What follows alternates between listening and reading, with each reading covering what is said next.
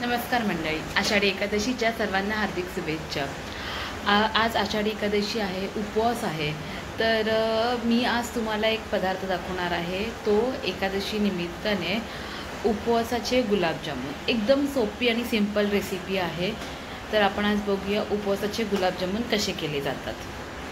हे बघा, त्या उपवासाच्या गुलाबजामुनसाठी लागणारे साहित्य हे मी असे कमीच घेतलेले आहेत।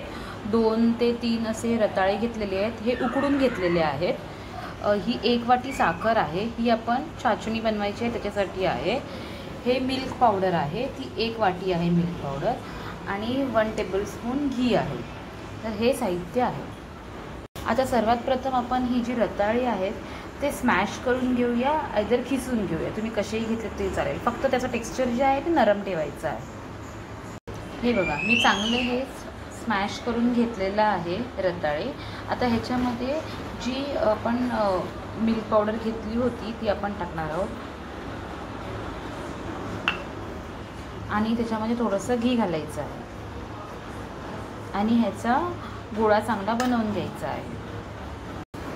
हे बघा, अशा पद्धतीने आपला चांगला असा डो बनवून झालेला आहे।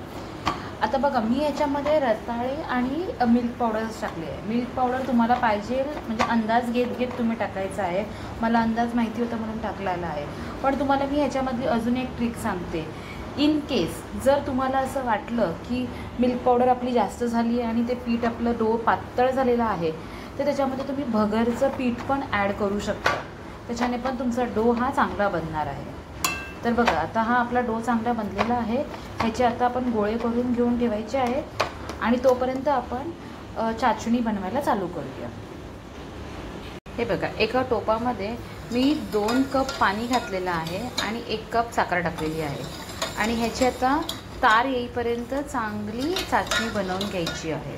काही जण ह्याच्यामध्ये वेलची पण टाकतात, वेलची टाकली तरी चालते, पण आम्ही उपवासाला वेलची खात नाही म्हणून आम्ही वेलची टाकत नाही आहे।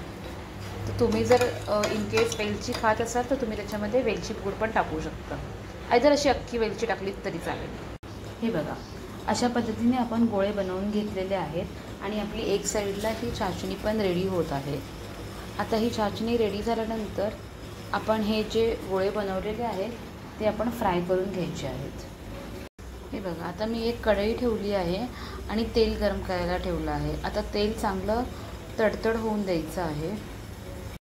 हे बघा, तेल आपलं चांगलं गरम झालेलं आहे। त्याच्यामध्ये आता आपण एक गोळा सोडलेला आहे, आणि ते चांगलं फ्राय करून घ्यायचं आहे। हे बघा, मीडियम टू हाय फ्लेमवरती मी ते तळून घेत आहे। त्याला सारखं तुम्हाला थोडंसं हलवत राहावं लागणार आहे, जेणेकरून ते करपायला नकोत खाली। बघा, असे टमटमीत फुगल्यासारखे तुम्हाला दिसत असतील। आता मी कोणत्याही प्रकारचा सोडा वगैरे काहीही टाकलेला नाही आहे। थोडंसं ब्राउनिश होईपर्यंत ते चांगले फ्राय करून घ्यायचे आहेत। बघा, तुम्ही आता हे बघत असाल हे कसे खरपूस भाजून झालेले आहेत। तसेच आता आपण दुसरे पण घालून घेऊया त्याच्यामध्ये। बाकीचे सगळे आपण फ्राय करून घेऊया आता। हे बघा, अशा पद्धतीने आपले जे गुलाबजामुन आहेत ते चांगले सगळे फ्राय करून झालेले आहेत। चाचणी पण आपली रेडी आहे। आता हे एक गुलाबजामुन आपण ह्याच्यामध्ये घालूया चाचणीमध्ये। हे बघा, आता हे असे आपण चाचणीमध्ये घालायचे आहेत, आणि थोडा वेळ ते आपण ठेवून द्यायचे आहेत।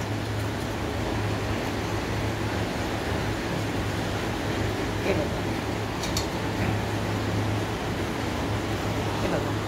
हे बघा, आता मस्त अशी मी चाचणीमध्ये टाकलेले आहेत, आणि ते थंड झाल्यावरती मी तुम्हाला दाखवते। हे बघा, अशा पद्धतीने आपले टमटमीत गुलाबजाम रेडी झालेले आहेत। खाण्यासाठी अतिशय उत्तम लागतात। उपवासासाठी डेझर्ट म्हणून तुम्ही मस्तपैकी ट्राय करू शकता, आणि तुम्ही खरंच नक्की ट्राय करून बघा। एकदम इझी पद्धत आहे, सोप्या पद्धतीने हे बनवू शकता, आणि मस्त वाटतात खाण्यासाठी। तर अशाच नवनवीन रेसिपीसाठी आपण पुन्हा एकदा भेटूया। Till then take care, bye. मला नक्की कमेंट करून सांगा की आजची तुम्हाला उपवासाचे गुलाबजामुनची रेसिपी कशी वाटलेली आहे। Till then take care, bye.